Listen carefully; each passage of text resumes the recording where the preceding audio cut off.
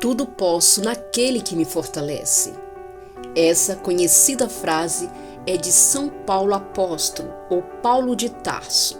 São Paulo, antes da sua conversão, foi um temível perseguidor dos cristãos. Depois, se tornou um dos maiores propagadores do cristianismo.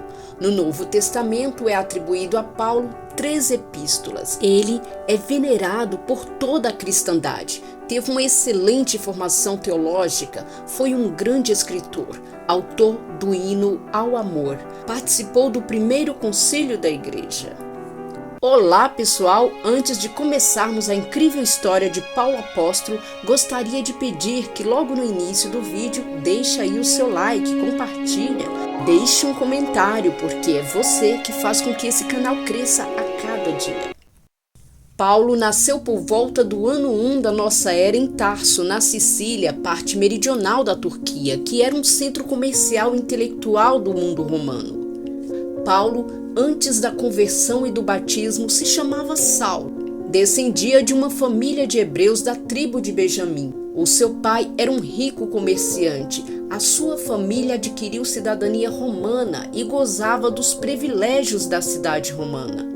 Quando criança, estudou na sinagoga, aprendeu o ofício de tecelão e fazia tendas. Na adolescência foi enviado pelos seus pais para estudar em Jerusalém, no Templo de Salomão, com um dos maiores professores do judaísmo, um rabino chamado Gamaliel, que era um doutor da lei muito respeitado naquela época, do qual Saulo se tornou seu discípulo. Gamaliel, mesmo sendo um grande defensor da Torá, não foi um incentivador à perseguição aos cristãos. Pelo contrário, defendeu os apóstolos contra a fúria dos saduceus no Sinédrio, alertando os sacerdotes que se aquela obra dos apóstolos viesse de homens, cairia por si mesma, mas se viesse de Deus, seria indestrutível, sendo necessário que se tomassem as devidas cautelas para não se achar combatendo contra Deus. Saulo, depois de terminar seus estudos, volta para Tarso e trabalha com seu pai como tecelão, e mais tarde se tornou soldado do imperador, do qual ele recebeu permissão para perseguir as comunidades cristãs. Paulo acreditava que ser cristão era ir contra a lei mosaica e abandonar o judaísmo para seguir um homem chamado Jesus, o Nazareno. A morte de Estevão. Em Atos dos Apóstolos, capítulo 7, versículo 58, diz: Arrastaram-no para fora da cidade e começaram a apedrejá-lo. E Saulo estava lá, consentindo na execução de Estevão. Em Atos dos Apóstolos, capítulo 8, versículo 1, diz: A perseguição da igreja. Naquele dia começou uma grande perseguição contra a igreja que estava em Jerusalém.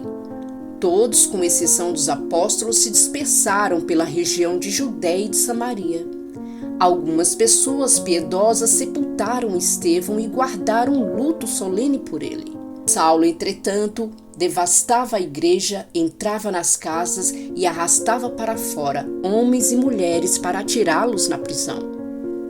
Quando Paulo estava indo a Damasco com o objetivo de prender todos os cristãos que encontrasse, ele não imaginava que estava prestes a acontecer com ele. A iluminada e transformadora experiência que mudaria radicalmente a sua vida. A conversão de Saulo. Em Atos dos Apóstolos, capítulo 9, versículo 1, diz: Durante a viagem, quando já estava perto de Damasco, de repente viu-se cercado por uma luz que vinha do céu. Caindo por terra, ouviu uma voz que lhe dizia: Saulo, Saulo, por que me persegues? Saulo perguntou: Quem és tu, Senhor? A voz respondeu: Eu sou Jesus, a quem tu estás perseguindo. Agora levanta-te, entra na cidade, e ali te será dito o que deves fazer. Os homens que acompanhavam Saulo ficaram mudos de espanto, porque ouviam a voz, mas não viam ninguém. Saulo levantou-se do chão e abriu os olhos, mas não conseguiu ver nada. Então tomaram-no pela mão e o fizeram entrar em Damasco. Saulo ficou 3 dias sem poder ver e não comeu nem bebeu. Em Damasco havia um discípulo de nome Ananias. o Senhor o chamou numa visão. Ananias, ele respondeu: aqui estou, Senhor. O Senhor lhe disse: levanta-te, vai à rua chamada direita e procura na casa de Judas por um homem de Tarso, chamado Saulo. Ele está em oração e acaba de ver em uma visão alguém que se chama Ananias entrar e impor-lhe as mãos para que recupere a vista. Ananias respondeu: Senhor, já ouvi muitos falarem desse homem e do mal que fez aos teus santos que estão em Jerusalém. E aqui em Damasco, ele tem plenos poderes da parte dos sumos sacerdotes para prender todos os que invocam o teu nome. Mas o Senhor disse a Ananias: vai, porque este homem é um instrumento que escolhi para levar o meu nome às nações pagãs e aos reis, e também aos israelitas. Pois eu vou lhe mostrar o quanto ele deve sofrer pelo meu nome. Então Ananias saiu, entrou na casa e impôs-lhes as mãos, dizendo: Saulo, meu irmão, o Senhor Jesus, que te apareceu quando vinhas pela estrada, mandou-me aqui para que tu recuperes a vista e fiques cheio do Espírito Santo. Imediatamente caiu dos olhos de Saulo como que escamas, e ele recobrou a vista. Em seguida, levantou-se e foi batizado. Depois alimentou-se e recuperou as forças. Saulo passou alguns dias com os discípulos que haviam em Damasco e logo começou a pregar nas sinagogas, afirmando que Jesus é o Filho de Deus. Os ouvintes ficaram perplexos e comentavam: não é este o homem que em Jerusalém perseguia com violência os que invocavam esse nome? E não veio aqui exatamente para prendê-los e levá-los aos sumos sacerdotes? Mas Saulo se fortalecia cada vez mais e deixava confusos os judeus que moravam em Damasco, demonstrando que Jesus é o Cristo. Depois Paulo parte para o deserto da Arábia. Ali permaneceu 3 anos. Nada se sabe sobre o tempo que Paulo passou no deserto, mas acreditam que foi um tempo de preparação espiritual. Paulo não era mais um perseguidor dos cristãos, mas passou a ser o perseguido por pregar que Jesus era o Cristo. A Igreja de Antioquia. Em Atos dos Apóstolos, capítulo 11, versículo 19 ao 30, diz: Os que se haviam dispersado por causa da perseguição que seguia a morte de Estevão chegaram a Fenícias, a ilha de Chipre e a cidade de Antioquia, mas não anunciavam a palavra a ninguém que não fosse judeu. Contudo, alguns deles, habitantes de Chipre e da cidade de Cirene, chegaram a Antioquia e começaram a pregar também aos gregos, anunciando-lhes a boa nova do Senhor Jesus. E a mão do Senhor estava com eles. Muitas pessoas acreditaram na boa nova e se converteram ao Senhor. A notícia chegou aos ouvidos da igreja que estava em Jerusalém. Então enviaram Barnabé a Antioquia. Ao chegar, ele viu a graça que Deus havia concedido. Alegrou-se muito e exortou a todos para que permanecessem fiéis ao Senhor, com firmeza de coração, pois ele era um homem bom, cheio do Espírito Santo e de fé, e uma grande multidão aderiu ao Senhor. Barnabé, entretanto, partiu para Tarso à procura de Saulo. Tendo-o encontrado, levou-o a Antioquia. Passaram um ano inteiro trabalhando juntos naquela igreja e instruíram uma numerosa multidão. Em Antioquia, os discípulos foram pela primeira vez chamados com o nome de cristãos. No ano 51, Paulo participa do primeiro concílio da igreja. Isso porque na Judéia levantou-se uma dúvida se os gentios, que significam cristão não judeu ou israelita, se ao se converter deveria ou não adotar práticas antigas da lei mosaica, assim como a circuncisão, para receber a salvação. Paulo defendia que não era a prática antiga da lei mosaica responsável pela salvação, mas sim crer em Jesus Cristo. Em Antioquia ocorreu um incidente entre Paulo e Pedro, em que Paulo repreende o comportamento de Pedro. Para Paulo, Pedro estava fazendo distinção entre os pagãos cristãos e os judeus cristãos. Esse diálogo se encontra em Gálatas capítulo 2, versículo de 11 a 16, que diz: Mas quando Cefas chegou a Antioquia, opus-me a ele abertamente, pois merecia censura. Com efeito, antes que chegassem alguns de junto de Tiago, ele tomava a refeição com os não-judeus. Mas, depois que eles chegaram, Cefas começou a esquivar-se e afastar-se por medo dos da circuncisão. E os demais judeus acompanharam-nos nessa dissimulação, a ponto de até Barnabé se deixar arrastar pela hipocrisia deles. Quando vi que não estavam procedendo direito, de acordo com a verdade do Evangelho, disse a Cefas diante de todos: Se tu que és judeu vives como gentil e não como judeu, como podes obrigar os gentios a viverem como judeus? Nós somos judeus de nascimento e não pecadores vindos do paganismo. Sabendo, porém, que não é justificado por observar a lei de Moisés, mas por crer em Jesus Cristo. Prisão de Paulo em Filipos. Em Atos dos Apóstolos, capítulo 16, versículo 16, diz: Estávamos indo para a oração, quando veio ao nosso encontro uma jovem escrava possuída por um espírito de adivinhação. Fazia oráculos e obtinha muito lucro para os seus patrões. Ela começou a seguir Paulo e a nós, gritando: Esses homens são servos do Senhor Altíssimo e vos anunciam o caminho da salvação. Isso aconteceu durante muitos dias. Por fim, incomodado, Paulo voltou-se e disse ao Espírito: Eu te ordeno, no nome de Jesus Cristo, saia dessa moça. E o Espírito saiu no mesmo instante. Os patrões da jovem, vendo perdida a esperança de lucros, agarraram Paulo e Silas e os arrastaram à praça principal diante dos chefes da cidade. Apresentaram os dois aos magistrados e disseram: Estes homens estão provocando desordem em nossa cidade, são judeus, pregam costumes que a nós, romanos, não é permitido aceitar e nem seguir. A multidão levantou-se contra Paulo e Silas. E os magistrados, depois de lhes rasgarem as vestes, mandaram açoitar os dois com varas. Depois de açoitá-los bastante, lançaram-nos na prisão e ordenaram ao carcereiro que os guardassem com toda a segurança. Ao receber essa ordem, o carcereiro empurrou-os para o fundo da prisão e prendeu os pés deles no tronco. À meia-noite, Paulo e Silas estavam orando e cantando hinos a Deus. Os outros prisioneiros os escutavam. De repente, houve um terremoto tão violento que sacudiu os alicerces do cárcere.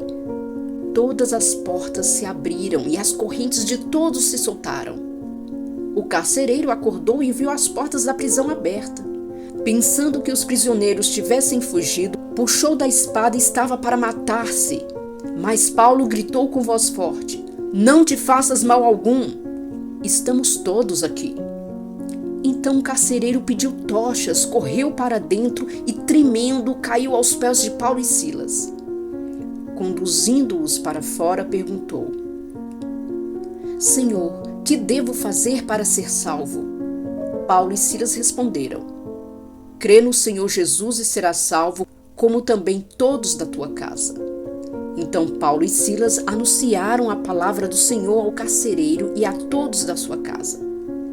Na mesma hora da noite, o carcereiro levou-os consigo para lavar as feridas causadas pelos açoites, e imediatamente foi batizado, junto com todos os seus familiares. Depois, fez Paulo e Silas subir até a sua casa, preparou-lhes um jantar e com toda a casa fizeram festa, porque passaram a crer em Deus. Quando amanheceu, os magistrados enviaram à prisão os oficiais de justiça, ordenando ao carcereiro soltar esses homens. O carcereiro anunciou a Paulo: Os magistrados mandaram soltar-vos, podeis sair e ir embora em paz. Mas Paulo mandou dizer: Fomos açoitados em público sem nenhum processo. Fomos lançados na prisão sem levar em conta que somos cidadãos romanos e agora nos mandam embora clandestinamente? De modo algum, que os magistrados venham soltar-nos pessoalmente. Os oficiais de justiça comunicaram as palavras de Paulo aos magistrados. Ao saberem que se tratava de cidadãos romanos, ficaram alarmados e foram conversar com eles, e os soltaram, pedindo que deixassem a cidade. Os exorcistas judeus. Em Atos dos Apóstolos, capítulo 19, versículo de 8 a 20 diz: Paulo foi então à sinagoga e durante 3 meses falava com toda a liberdade, discutindo e persuadindo os ouvintes acerca do reino de Deus. Todavia, como alguns se obstinavam na incredulidade e falavam mal do caminho diante da multidão, Paulo rompeu com eles. Tomou os discípulos à parte e diariamente ensinavam-lhes na escola de um homem chamado Tiranos. Isso durou 2 anos, de modo que todos os habitantes da Ásia, judeus e gregos, puderam ouvir a palavra do Senhor. Deus realizava milagres extraordinários pelas mãos de Paulo, a tal ponto que pegavam lenços e aventais que tivessem tocado sua pele, para aplicá-los sobre os doentes, e as doenças os deixavam e os espíritos maus se retiravam. Alguns exorcistas judeus itinerantes começaram igualmente a invocar o nome do Senhor Jesus sobre os que tinham espíritos maus e diziam: Por esse Jesus que Paulo está pregando, eu vos ordeno, sai. Os que faziam isso eram os 7 filhos de Cefa, um sumo sacerdote judeu.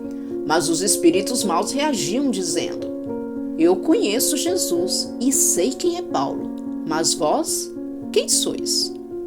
E o homem que tinha o espírito mau lançou-se sobre eles e os dominou a uns e outros, com tanta violência que fugiram daquela casa sem roupas e cobertos de ferimentos. Toda a população de Éfeso, judeus e gregos, ficaram sabendo do fato. O temor se apossou de todos e louvava-se a grandeza do nome do Senhor Jesus. Defesa de Paulo. Autodefesa perante Agripa. Todos os judeus sabem como foi minha vida desde a minha juventude, que se iniciou no meio do povo e em Jerusalém. E se quiserem, pode testemunhar que vivi como fariseu de acordo com a seita mais rigorosa de nossa religião. Hoje estou sendo julgado por causa da esperança prometida por Deus aos nossos pais e que as nossas 12 tribos esperam alcançar, servindo a Deus dia e noite com esperança. E por causa dessa esperança, ó rei, que estou sendo acusado pelos judeus. Eu também antes acreditava ser meu dever combater com todas as forças o nome de Jesus, o Nazareno. Foi o que eu fiz em Jerusalém. Prendi muitos dos seus fiéis com autorização dos sumos sacerdotes e dei meu consentimento quando eram condenados à morte. Muitas vezes, percorrendo todas as sinagogas, eu procurava forçá-los a blasfemar por meio de torturas, e no auge do meu furor contra eles, eu os caçava até em cidades estrangeiras. Nessas condições, eu estava indo a Damasco com autorização e a mando dos sumos sacerdotes. Ó rei, eu estava a caminho, quando pelo meio-dia vi uma luz vindo do céu mais brilhante que o sol. Essa luz me envolveu, a mim e aos que me acompanhavam. Todos nós caímos por terra, então ouvi uma voz que me dizia em hebraico: Saulo, Saulo, por que me persegues? É inútil teimar contra o ferrão. Quem és, Senhor? E o Senhor me respondeu: Eu sou Jesus, aquele que está perseguindo. Mas agora levanta-te e fica de pé.